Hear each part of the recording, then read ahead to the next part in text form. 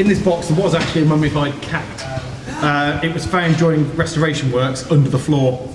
Now people think of the Victorians as very modern, actually they were really superstitious and quite old-fashioned in some ways. And it was thought that big buildings like this, for good luck, you'd bury a cat alive in the floor space and then leave it to starve to death. So, too lucky for the cat. Yeah, exactly. It was good luck for everyone apart from the cat. But obviously we got the cat out in the 80s when they were renovating the building, and he was put in this box, so everyone can see him. He's in the museum.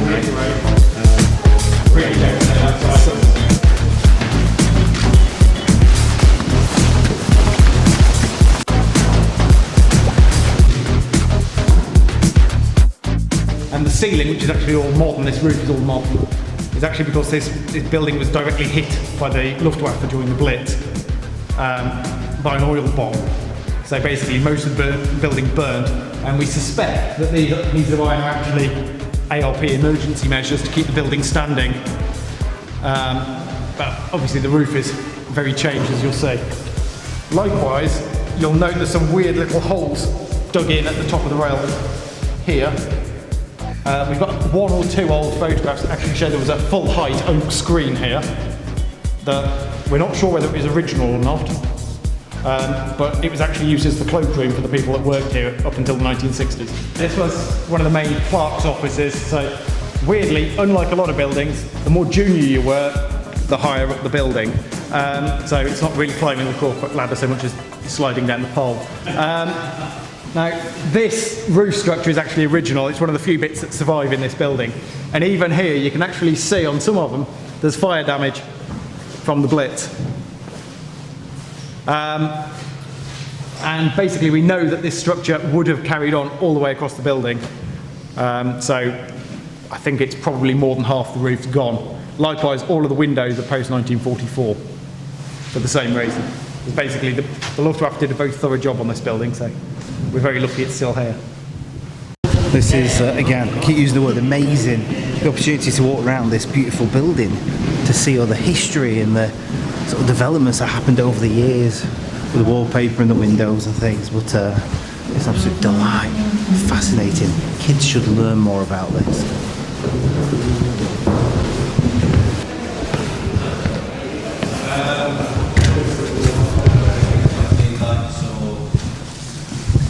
Oh, it is dark down the basement this time, but it's incredibly dark, so I'm not too sure how much light I can provide for underneath here. Wow.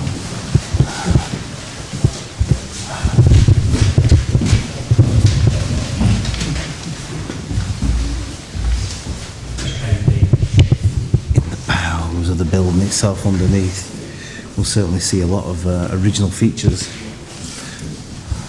Walking through into here, that's just amazing.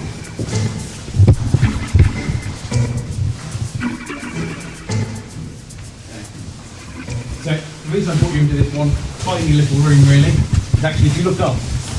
Oh, still, yeah. Yeah. Because this was the London Birmingham's muniments room. It's where they kept all of their documents and all of their land deeds. So to keep them safe, even the ceiling is made out of reinforced iron plate.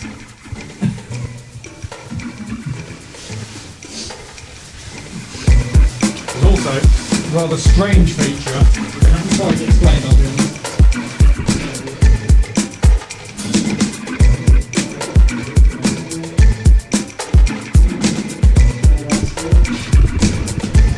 Really odd. If you look again, it looks like a head hanging hole in the wall. British Aerospace, brilliant. Very eerie. I've got the amusing title of Historic Environment Advisor. Historic what? Historic Environment Advisor. Wow, brilliant. That's yeah. But you know your onions when it comes to this area. Yeah. I mean, I'm an archaeologist with about 15 years experience in this bit of the world. Being in there, or being over there first, was amazing. But I was very eager to get inside here. Yes. Because there's more to see. And you're out of the way of the wind as well. Yeah, it's a bit warm. And you can smell, all your senses become alive. And you can see the decades of evidence of paint and fire extinguishers and stickers and signs and all the activity that must have gone on here. It's amazing. Yeah. Absolutely amazing. So this was a hotel. Well, first off, it was an office block, basically. It was where they administered the railway. Right. And then they converted it within about a year to a hotel. Wow.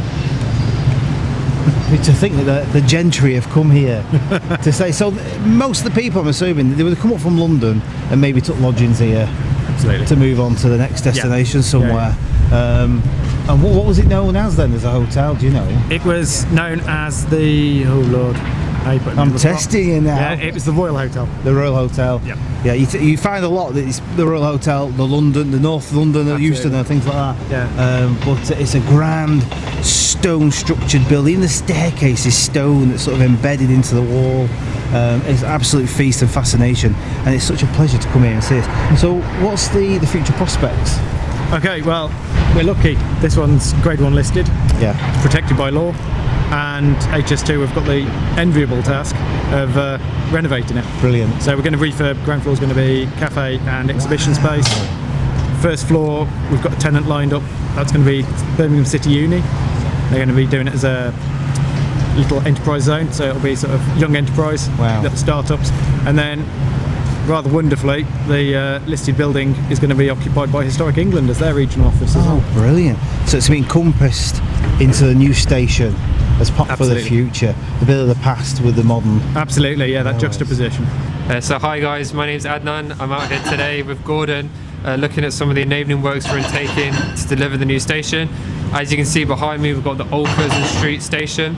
As a part of the HS2 works, we're working hard to refurbish the building so it will sit alongside the new Curzon Street station. The new Curzon Street station will be the first intercity terminus station built in the UK since the 19th century. It will have 7 platforms with 9 trains going in and out of the station in either direction per hour. Platforms will be 450 metres long and the train's 400 metres long, carrying up to 1,100 passengers on each train. We're working hard to get the station ready and delivered, and we're looking forward to the economic employment benefits it's going to bring to Birmingham with the station at the heart of the HS2 network. Did you say 1,100 passengers on each train? That's correct. So up to 1,100 capacity for up to 1,100 people on each train. Wow, that's an amazing amount of people to shift, isn't it? Sure, and it's designed so that we release capacity on the current network, improve connectivity, and from Birmingham to Curzon Street Station, you'll be able to get to Leeds, London, and Manchester within an hour. It's good stuff, isn't it? Yeah, excellent, and we're looking forward to the benefits it's going to bring for Birmingham. And I'm glad you got that bit in just before you started hammering away then, just over there as well. I was worried about that. Thank you very much, brilliant, excellent. Cheers, guys, thank you. I'm a little bit blown away with everything that I've seen and experienced here today. It's amazing. I always say this, don't I, when I go out on little jaunts like this of history, just to imagine the people, the gentry that are coming to and fro. Actually, just where I am now used to be an extension. The building actually came out, but I believe in the 80s they ripped that all down, and that's what's been left, this old facade here. So it doesn't look pretty. None of it looks pretty, but they're going to invest money in it and make it look really pretty and nice and encompass it with a new station. It's been an absolute blast, a pleasure to come down here to Birmingham and experience this archaeological site, part of the HS2, the new trains that are going to be running up and down, lots of them, to London and back, and it's going to obviously improve rail travel for everybody. All good, positive stuff. We're on the move. That's more than what we can ask for. Look, thanks for watching. I hope you enjoyed it, and I will be down here again very shortly to film some more of the action of HS2.